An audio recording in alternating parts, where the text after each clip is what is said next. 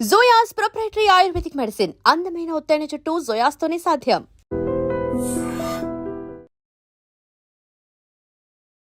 Hi hello నమస్తే, welcome back to iDream media. ఈ రోజు మనతో పాటు ఉన్నారు అంతర్జాతీయ న్యాయవాది యుఎస్ నుంచి కావేటి శ్రీనివాసరావు గారు ఫ్రమ్ కావేటిలా. సార్తో మాట్లాడుతూ ముఖ్యంగా ఏదైతే H1B ఫీ $100,000 ఉందో దాన్ని వెనక్కి తీసుకున్న ట్రంప్, ఈ విషయం గురించి అప్డేట్ తెలుసుకుందాం. నమస్కారం సార్. నమస్కారం.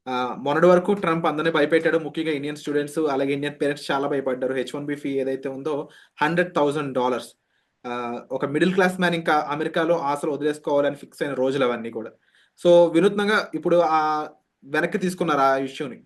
సో ఎందుకు వెనక్కి తీసుకున్నారు, దానికి గల కారణాలు ఏవై ఉంటారు, ఇది ఎంతకాలం ఆయన ఈ డెసిషన్ మీద నిలబడే ఛాన్స్ ఉందంటారు? ఇప్పుడు ఫస్ట్ ఆఫ్ ఆల్ ఇది మీరు అన్నట్టుగా వెరీ హాట్ టాపిక్. అంటే వెనక్కు తీసుకున్నాడా అంటే ఇక్కడ ఒక 2-3 క్లారిఫికేషన్స్ ఇవ్వాలండి. ఆయన ఏంటంటే ప్రొక్లమేషన్ చేశారు. ఏమని? ఎవరైతే అమెరికాకు రావాలనుకుంటారో H1B మీద వచ్చే సంవత్సరం నుంచి వాళ్లకు జీతం $1,00,000 కట్టి ఇవ్వాలి. రెండోది గవర్నమెంట్ ఫీజులు ఉంటాయి యథావిధిగా USCISవి. కానీ ఎవరైతే కంట్రీ లోపలికి వస్తారో రావాలనుకుంటారో వాళ్ళని సర్చార్జ్ లాగా పోర్ట్ ఆఫ్ ఎంట్రీ ముందు $1,00,000 కడితేనే లోపల రావాలని ఒక ప్రొక్లమేషన్ ఇచ్చారు. అంటే అంటే ప్రొక్లమేషన్ అంటే ఒక కింగ్ లాగా, అంటే ఒక మొనార్కీ లాగా, ఒక రాజు లాగా ఇచ్చేశారు ఆయన. అంటే రాజ్యాంగ విరుద్ధం అని అనుకోవచ్చు, కానీ ఇచ్చేశారు.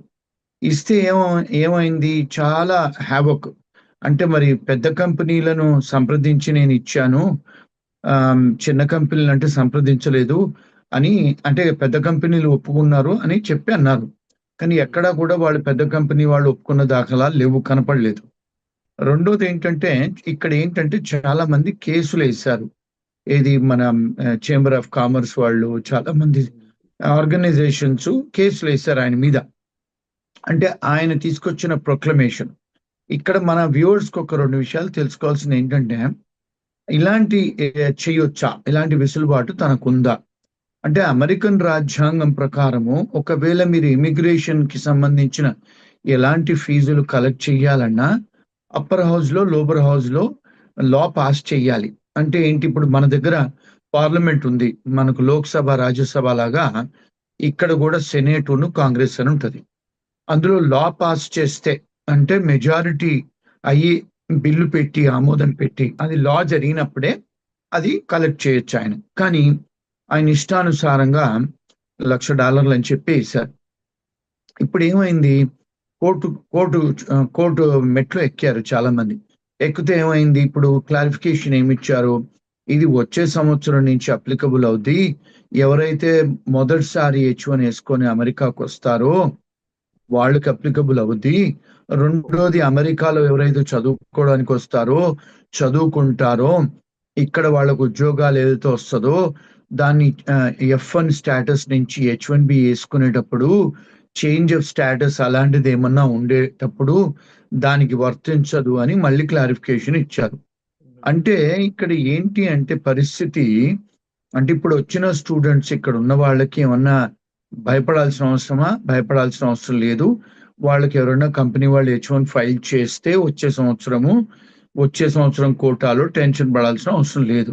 రెండోది ఇక్కడ ఎవరైనా H1Bలో ఆల్రెడీ ఉంటే వాళ్ళు మళ్ళీ H1B పొడిగించుకునేటప్పుడు లేదా మళ్ళీ H1B మళ్ళీ వేసుకునేటప్పుడు, అంటే పొడిగించుకోవటం ఒకటి, F1 నుంచో లేకపోతే వేరే స్టేటస్ నుంచి H1 చేసుకునే వాళ్ళు ఎవరైతే ఉంటారో ఈ దేశంలో ఏ కంపెనీ ఎవరైనా స్పాన్సర్ చేసేటట్టు ఉండేదైతే వాళ్ళకి ఈ రూల్ అప్లికబుల్ అవ్వదు అని క్లారిఫికేషన్ USCIS వాళ్ళు నిన్న కాక మొన్న వెబ్సైట్ లో పెట్టారు వాళ్ళ దాంట్లో. ఇంకోటి ఏంటంటే అసలు ఈ $1,00,000 వసూలు చేయొచ్చా అన్న దానికి ఇంకా కోర్ట్స్ డిసిషన్ తీసుకోలేదు. ఎందుకంటే అది బర్డెన్ అవుతుంది కంపెనీస్ మీద. అట్లా $1,00,000 పెడితే ఇప్పుడు సరే మన ఇండియన్స్ చాలా మంది IT ప్రొఫెషన్ లో ఉన్నారు, 72% మన వాళ్ళే ఉన్నారు. మరి వాళ్ళకి ఇది ఎఫెక్ట్ అవుతుంది ఈ రూలు.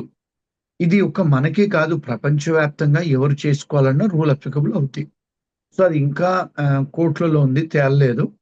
సో దాని గురించి ఆయన ఇచ్చిన, అంటే ఆయన అంటే ప్రెసిడెంట్ గా ఇవ్వరు, ఆ డిపార్ట్మెంట్ వాళ్ళు క్లారిఫికేషన్ ఇచ్చి వెబ్సైట్ లో పెట్టారు. అదండి జరిగింది. అంటే ఇప్పుడు ముఖ్యంగా ఇండియా నుంచి వెళ్ళాలి అనుకుంటున్న వాళ్ళకి, వాళ్ళ పేరెంట్స్‌కి ఎటువంటి ఒక కన్ఫర్మేషన్ ఇవ్వచ్చు అంటారు? లైక్ యూజువల్లీ ట్రంప్ అనే పర్సన్ టారిఫ్స్ విషయంలో ఏం చేశాడంటే, సడెన్‌గా 500% అంటాడు, సడెన్‌గా 50% అంటాడు, సడెన్‌గా 20% అంటాడు. ఇప్పుడు ఈ విషయాన్ని కూడా అలాగే మార్పులు, చేర్పులు చేసే, ఎందుకంటే Trump is very innovatable and అలా సర్ప్రైజింగ్ యాక్షన్ తీసుకుంటా ఉంటున్నాడు. ఇప్పుడు ఈ ఫీజ్ విషయంలో కూడా మళ్ళీ సర్ప్రైజింగ్ యాక్షన్ ఏమైనా తీసుకునే ఛాన్స్ ఉందా? లేదంటే ఇది కొంచెం కమిట్మెంట్‌తో కూడుకున్న నిర్ణయంగా చూడొచ్చంటారా? ఇప్పుడు వాళ్ళు ఆల్రెడీ క్లారిఫికేషన్ ఇచ్చేశారు. ఒక్కసారి చేసిన తర్వాత మళ్ళీ వెనక్కి పోయేది ఉండదు.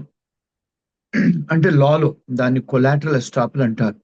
హ్మ్. అంటే ఒక్కసారి మీరు నిర్ణయం తీసుకున్న తర్వాత ఒక జడ్జ్ గారే గాని, ఒక ప్రెసిడెంటే గాని అలాంటి డెమోక్రటిక్ కాన్స్టిట్యూషనల్ బాడీలో మీరు ఒకసారి ఒక డిసిషన్ తీసుకున్న తర్వాత దాన్ని you are stopped from doing back మళ్ళీ వెనక్కెళ్ళి చేసేదానికి లేదు. రెండోదేంటంటే, ఇప్పుడు ఇక్కడ ఎవరైతే స్టూడెంట్స్ వస్తున్నారో యూఎస్‌కి, వాళ్ళిప్పుడు భయపడాల్సిన అవసరం లేదు. ఇప్పుడు ఆల్రెడీ ఉన్న వాళ్ళు గూడా భయపడాల్సిన అవసరం లేదు. ఎవరైనా కొత్త స్టూడెంట్స్ వచ్చి ఇక్కడి నుంచి ఇక్కడ చదువుకొని, ఇక్కడ మళ్ళా చేంజ్ ఆఫ్ స్టేటస్ ఫైల్ చేసుకొని, ఇక్కడ హెచ్-1 చేసుకునేటట్టయితే ఆ రూల్ అప్లికబుల్ కాదు గనక, కొత్త స్టూడెంట్స్ ఎవరైతే వస్తున్నారో లేదా పేరెంట్స్ పంపిస్తున్నారో మళ్ళీ స్టూడెంట్స్‌ని, వాళ్ళు భయపడాల్సిన అవసరం లేదండి. అది పేరెంట్స్‌కు మనం ఇచ్చే సందేశం. ఇక ఈ జనరల్‌గా ఈ ఫీజ్ పెరిగినప్పుడు ఒక వర్గం వాళ్ళు అంటే ఇక్కడి నుంచి యూఎస్ వెళ్దాం అనుకున్న స్టూడెంట్స్ వాళ్ళ పేరెంట్స్ కాస్త భయపడడం ఎంతో నిజం ఉంది అందులో. అయితే అమెరికాలో ఆల్రెడీ సిట్యుయేట్ అయ్యున్న పీపుల్ ఎవరైతే ఉన్నారో, వాళ్ళు గ్రీన్ కార్డ్ కోసం చూస్తున్న హెచ్-1 వాళ్ళు ఎవరైతే ఉన్నారో, వాళ్ళు మాత్రం కాస్త మనకు కొంచెం ప్రాసెస్ త్వరగా అయ్యే ఛాన్స్ ఉంది అని ఒక గుడ్ న్యూస్‌లో భావించారు దాన్ని. రీజన్ వచ్చేసి కొత్త హెచ్-1లు రావు. ఉన్న హెచ్-1లు త్వరగా ప్రాసెస్ అవుతాయి అనేది. మరిప్పుడు అది వెనక్కి వెళ్ళినట్టేనా? అంటే ఇక్కడ ఏమవుతదంటండి, ఇప్పుడు మీరన్నది కరెక్టే. ఇప్పుడు ఇక్కడ చేంజ్ ఆఫ్ స్టేటస్ అంటే ఆల్రెడీ స్టూడెంట్‌గా ఉన్నవాళ్ళు, వాళ్ళకి ఇబ్బంది లేదు. మళ్ళీ ఆల్రెడీ హెచ్-1లో ఉన్నవాళ్ళు, వాళ్ళకి ఇబ్బంది లేదు. అంటే కొంత కొంత కొత్త హెచ్-1స్ బయట దేశాల నుంచి ఎవరైనా తేవాలంటే వాళ్ళు రారు, చెయ్యరు వీళ్ళు. కంపెనీస్ చెయ్యరు, ఏం చేయరు. మరి అలాంటిది అయినప్పుడు ఒక బయట ఒక మెసేజ్ వెళ్ళిపోయింది గదా! ప్రపంచానికి టెక్నాలజీ వర్కర్స్‌కు అంత ఇది లేదు అక్కడ. లూక్రేటివ్‌గా ఉండదు. ఎందుకంటే ఆల్రెడీ 20 ఏళ్ళు, 18 ఏళ్ళు వెయిట్ చేస్తున్నారు హెచ్-1బీ. మనకు I-140 అప్రూవ్ అయిన వాళ్ళు వెయిట్ చేయాలంటే 18, 20 సంవత్సరాలు వెయిట్ చేస్తున్నారు. మరిప్పుడు కొత్త వాళ్ళు ఆబ్వియస్‌లీ రారు. మూడోదేంటంటే ఇప్పుడు ఇక్కడ ఉన్న ఎంఎస్ చేసిన ఆళ్ళకి కూడా ఉద్యోగాలు ఈ సంవత్సరం, పోయిన సంవత్సరం నుంచి చాలా టైట్‌గా ఉంది. సో, చాలామంది ఇప్పుడు చాలా కంపెనీస్ కూడా క్లోజ్ అవుతున్నాయి. ఎందుకంటే ఇప్పుడు ఐటీ కంపెనీస్ అందులో 70-80% ఐటీ కంపెనీస్ మన దేశీయులవే ఉన్నాయి. అవి నడవనప్పుడు మరి చాలా కంపెనీస్ ఏం జేస్తున్నారు, ఉద్యోగాలు లేవని చెప్పి స్టూడెంట్స్‌కే గాని, హెచ్-1బీ వాళ్ళకే గాని, వాళ్ళ వీసాలు క్యాన్సెల్ జేస్తున్నారు. కంపెనీస్ కూడా క్లోజ్ చేసుకుంటున్నారు. అంటే కొత్త హైరింగ్ లేదు. పాత వాళ్ళ నుండి నడపాలంటే మరి టాక్సులు కట్టాలి గదండీ! సో, ఇదొక బ్యాడ్ టైమ్ అని అనుకోవచ్చు. అందుకని కొత్త వాళ్ళు రారు. మీరన్నట్టుగానే మరి పాత వాళ్ళకు తొందర ప్రాసెస్ అవుద్దేమో అని అనుకుంటారు. అంటే అంత ఈజీగా ఏం లేదు. ఎందుకంటే మన ఇండియన్స్‌కి, ఫిలిపినోస్‌కి, చైనీస్‌కే గాని, మెక్సికన్స్‌కే గాని 15, 20 సంవత్సరాల వెయిటింగ్ పీరియడ్ అండి. అవును. అంటే ఏ కేటగరీ ఆఫ్ వీసాలోనేనా అంటే ఈబీ-1 అంటే సీఈఓస్ అనుకోండి అది. ఈబీ-2, ఈబీ-3 అదర్ వర్కర్స్. అంటే ఈబీ-2 అంటే ఎవరైతే మాస్టర్స్ నుంచి వచ్చి పెట్టుకుంటారో గ్రీన్ కార్డ్‌లు. ఈబీ-3 అంటే ఎవరైతే బ్యాచిలర్స్‌తోని పెట్టుకుంటారో, ఇప్పుడు నర్సెసే గాని, అలాంటి వాళ్ళు స్పీచ్ పెథాలజిస్ట్‌లు, ఇంజినీర్స్, ఆర్కిటెక్ట్స్ ఒకవేళ వాళ్ళు బ్యాచిలర్స్‌తోని పెట్టుకుంటే వాళ్ళందరికీ కూడా హెచ్-1బీ నుంచి గ్రీన్ కార్డ్ చేసుకున్న వాళ్ళందరికి కూడా 18-20 సంవత్సరాలు వెయిటింగ్ పీరియడ్ అండి. అంటే మరి ఆబ్వియస్‌గా మరి కొత్త వాళ్ళు రానప్పుడు, మరి పాత వాళ్ళు ఉంటారా? చేయించుకుంటారా? రెండోది. మూడోది కంపెనీస్ కూడా ఇప్పుడు మనకు స్పాన్సరింగ్ చేసిన కంపెనీసు మీ గ్రీన్ కార్డ్ టైమ్ వచ్చే వరకు లెవ్వనుకోండి, మరి వాళ్ళకి పోయినట్టే గదా! గ్రీన్ కార్డ్ పోయినట్టే గదా! అవును. అంటే అంటే క్యాండిడేట్స్, ఎంప్లాయీస్ ఉండాలి దేశంలో. వాళ్ళ గ్రీన్ కార్డ్ వచ్చే వరకు. కంపెనీస్ కూడా వ్యాపారం చేస్తూ ఉండాలి. మరి కంపెనీస్ కూడా క్లోజ్ అయిపోయి అక్కడ పనిచేసే వాళ్ళు గూడా వెళ్ళిపోతే ఆబ్వియస్‌లీ అవి ఏదైతే కోటా ఉంటదో నిండదు గదండీ గ్రీన్ కార్డ్‌లు ఇచ్చే కోటా. కొంత బెటర్ అవుద్దని నేను అనుకుంటాను. అంటే ప్రాక్టికల్ ఇదంతా రీజనింగ్, అంతేగాని లాజికల్ రీజనింగో లేకపోతే లీగల్ రీజనింగ్ కాదండి. అంటే మనం అంటే అనుభవపూర్వకంగా చెప్పేది. ఇలాంటివి జరిగితే కంపెనీస్ క్లోజ్ అయినప్పుడు, లేకపోతే ఎంప్లాయీస్ తీసుకోకుండా వెళ్ళిపోయినప్పుడు, వేరే కంట్రీస్‌కి వెళ్ళిపోయినప్పుడు ఆబ్వియస్‌లీ అక్కడ కొన్ని వీసాలు అవైలబుల్ ఉంటే గనక వాళ్ళు సర్దుబాటు చేస్తారు ఉన్నవాళ్ళు. Thank you so much sir. Information మాకు బ్రీఫ్‌గా అందించినందుకు. అలాగే నెక్స్ట్ ఎపిసోడ్‌లో I-140కి సంబంధించిన కొన్ని విషయాలైతే క్లియర్‌గా మనం కావేటి సార్ నుంచి తెలుసుకుందాము. And for more videos, Please subscribe to iDream. Please subscribe to iDream. Please subscribe iDream. And please subscribe to iDream. For more videos, subscribe to iDream. please like, share and subscribe to the channel. Congratulations, iDream. Subscribe to iDream. Subscribe to iDream. So subscribe to iDream Media.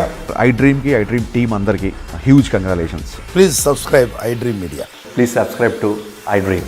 Subscribe iDream. Please subscribe to iDream. iDream అంటే నా కళల channel subscribe చేసుకున్న నోరు తిరుగుతలేదు, మీరైతే గంట గుర్తు కొట్టండి. For more such videos, please subscribe to iDream.